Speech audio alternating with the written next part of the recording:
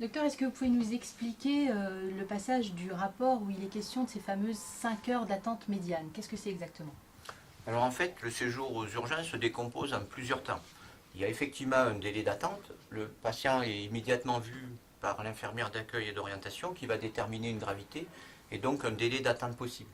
Ensuite, il y a la prise en charge médicale, l'ensemble des examens complémentaires de biologie ou de radiologie, des avis spécialisés si c'est nécessaire, et ensuite les décisions d'hospitalisation éventuelle et donc de transport vers le lit destinataire. Donc ce délai, en fait, correspond à l'ensemble du timing et non pas à un délai d'attente moyenne de 5 heures. Même si, effectivement, certains patients peuvent attendre longtemps, parce que soit la gravité n'est pas jugée très importante, soit parce qu'il y a, comme en ce moment par exemple, un afflux important de patients dans le cadre d'une épidémie grippale par exemple. Est-ce que vous auriez une idée du délai d'attente en moyenne? Alors en moyenne, le délai d'attente, là, depuis une réorganisation à la fois médicale et soignante, est de l'ordre d'1h30. Alors ça entraîne bien sûr des disparités. Il y a des malades qui sont pris en charge tout de suite, lorsqu'il y a une urgence vitale ou pseudo-vitale, et ensuite des patients qui peuvent attendre beaucoup plus longtemps. Certains patients, par exemple, auraient pu aller consulter le médecin traitant, et lorsqu'il y a un afflux et qu'il n'y a pas d'élément de gravité, ils vont parfois patienter bien plus longtemps. Alors, quelle serait pour vous la vraie problématique? Vous disiez tout à l'heure que vous viviez un petit peu au-dessus de vos moyens, comme beaucoup de services d'urgence. C'est très compliqué, la gestion d'un service d'urgence. On dépend de l'amont. Combien de patients se présentent au service d'urgence? En période épidémique, et c'est le cas à l'heure actuelle, on maîtrise mal les choses. Ça dépend également de la prise en charge préhospitalière, et il y a des travaux actuellement avec les médecins libéraux et l'ARS pour essayer d'améliorer cette prise en charge préhospitalière. Certains nombres de patients ne vont plus voir leur médecin traitant, et à l'heure actuelle, 70% des patients de moins de 50 ans viennent aux urgences sans avoir consulté un médecin. Et pour un certain nombre de pathologies, la prise en charge aurait pu être prise en charge par un médecin libéral.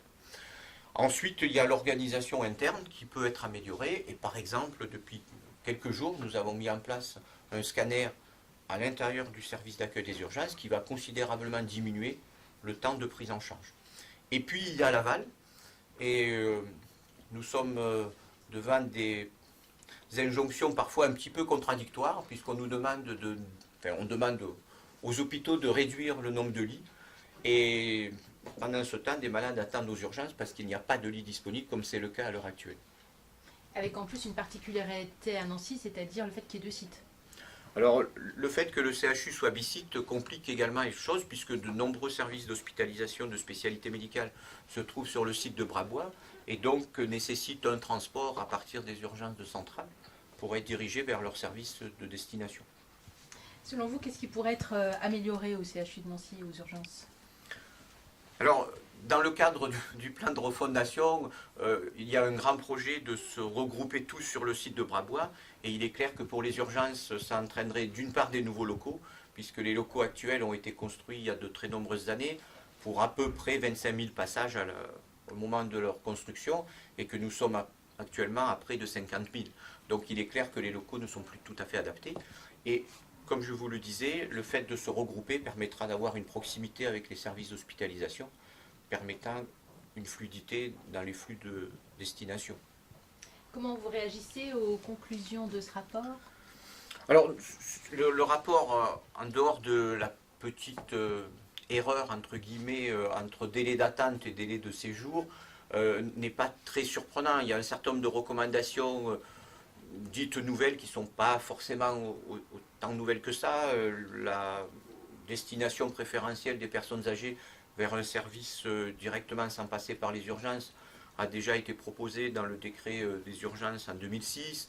Le fait de favoriser un certain nombre d'orientations préférentielles existe déjà. Et la réorientation de certains services d'urgence vers des ouvertures soit séquentielles, soit saisonnières avait déjà été proposée dans le rapport dit Graal datant de quelques années.